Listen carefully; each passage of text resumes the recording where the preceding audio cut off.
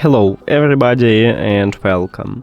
In this video I'm going to show you how to pair your headphones Marshall Major 5 with your Android device.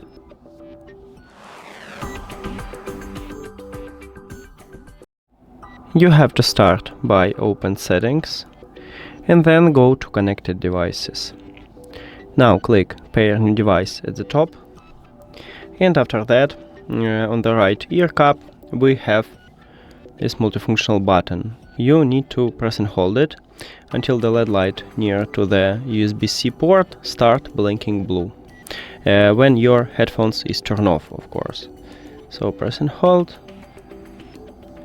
and now we have it. Also, you need to tap at your earbuds headphones at the device list and then click pair. But you can also enter to prank mode by press 2 times at the multifunctional button if your headphones already connected with another device. So 1, 2, and this LED light also should blinking blue, and you can enter to prank mode with this method also. And that's it.